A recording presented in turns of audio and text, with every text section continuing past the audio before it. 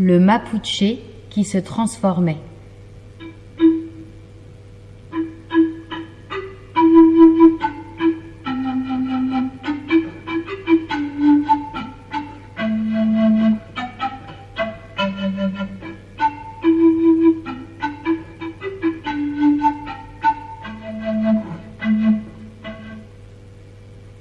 Un jeune Indien Mapuche, fils d'un homme très riche, décida un jour de quitter son foyer pour partir à l'aventure.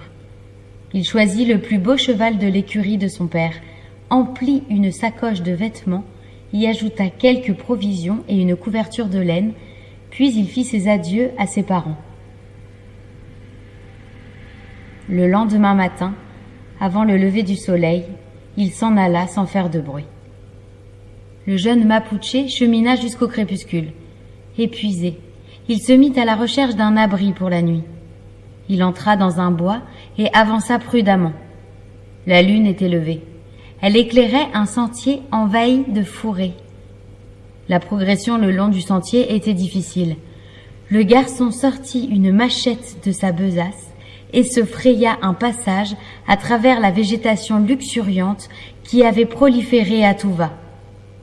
Il finissait d'abattre un gigantesque taillis quand, soudain, il déboucha sur une clairière où se trouvaient réunis une multitude d'animaux.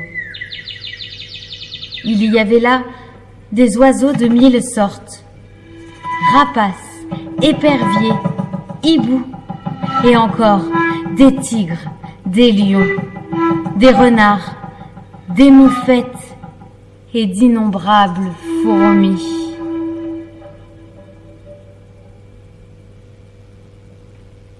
Le jeune homme était peureux, mais les animaux l'avaient vu et il ne pouvait plus reculer. Il s'approcha d'eux en tremblant. « Où vas-tu ainsi, jeune homme ?»« Je vais où le hasard me conduit, tantôt ici, tantôt là. Je cherche du travail. »« C'est une très bonne chose. Aimerais-tu devenir très fort ?»« Oh oui, je voudrais être le plus fort. »« Eh bien, nous allons te donner des herbes magiques. » Alors, chaque oiseau, chaque félin, chaque mammifère et chaque insecte vint déposer un brin d'herbe au pied du garçon. Puis, d'une seule voix, les animaux déclamèrent une comptine de leur cru. Mélange bien cette herbe avec une mesure d'eau que tu feras bouillir. Quand tu l'auras bu, les actions que tu voudras accomplir se réaliseront. Personne ne pourra te faire de mal. Tu vaincras tous tes adversaires, même s'ils sont très nombreux. Et si tu le souhaites, tu pourras galoper comme un cheval, te transformer en fourmi, atteindre la taille d'un géant ou pénétrer à l'intérieur de la terre. Il te suffira d'en formuler le vœu. Mais jamais ne reviens sur tes pas. L'Indien recueillit les herbes dans sa bourse et remercia les animaux. Il poursuivit son chemin et s'arrêta au bord d'un ruisseau. Il y fit un feu, puisa une mesure d'eau qu'il fit bouillir dans un petit pot en terre et y mélangea les herbes ainsi que lui avaient recommandé les animaux. Puis, fermant les yeux, il avala le breuvage à petites gorgées. Ah, qu'il était amer! Quelques instants après, le garçon dormait à poings fermés. Au petit matin, les rayons du soleil caressèrent ses paupières. Le jeune homme bondit sur ses pieds. Le feu s'était éteint et les oiseaux pépiaient dans le bois. Il était temps de repartir.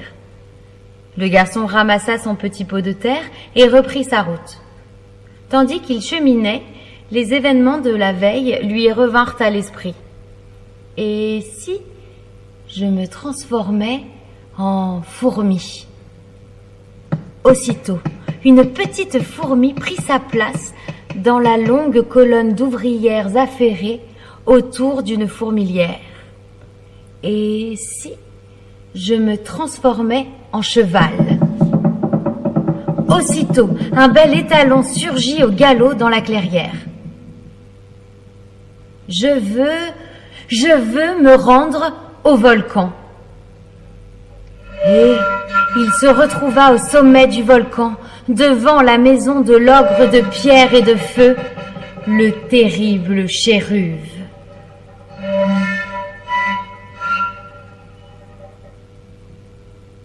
Maintenant, je veux redevenir Mapuche. Le jeune homme retrouva sa forme humaine. Devant la maison du Chéruve, un homme montait la garde. « Que fais-tu là? Si le Chéruve te trouve, il te dévorera. »« Je cherche du travail, petit père. »« Il n'y a pas de travail ici. Va-t'en, si tu tiens à la vie. » Le Mapuche s'empressa d'obéir.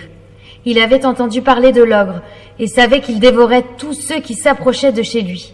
Il redescendit dans la vallée et pénétra dans une cité indienne.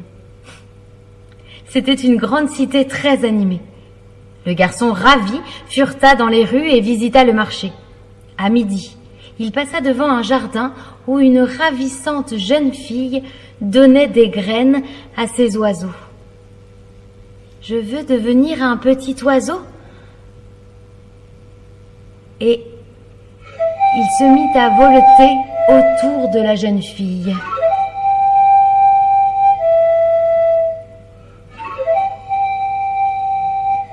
Oh, qu'il est joli!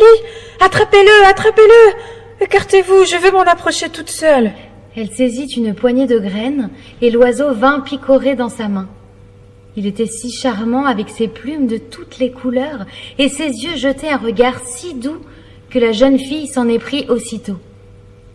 Elle se fit apporter une cage et plaça l'oiseau dedans. L'oiseau se laissa faire. La jeune fille avait installé la cage et son nouvel occupant dans sa chambre. Et elle avait passé sa journée à l'admirer et à lui offrir des graines. Vint le moment de se coucher. Elle souhaita bonne nuit au petit oiseau et s'endormit. « Je veux sortir d'ici !»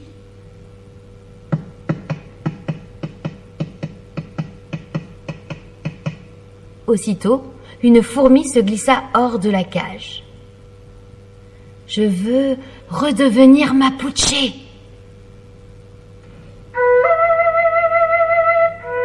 Au secours! Il y a un homme dans ma chambre! Que se passe-t-il? Serait-ce le petit oiseau qui me joue des tours? Qui es-tu? Je suis indien Mapuche et homme véritable. Je reconnais ce regard. C'est celui de mon petit oiseau. Petit oiseau le jour et ton mari la nuit, si tu le désires.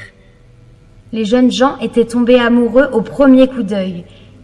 Ils bavardèrent toute la nuit et s'endormirent peu avant l'aube, dans les bras l'un de l'autre.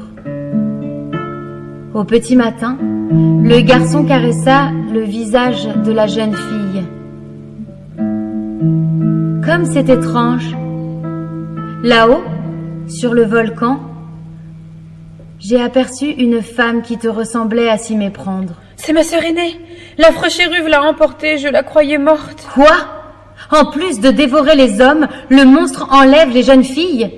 J'irai chez lui aujourd'hui même et je la ramènerai.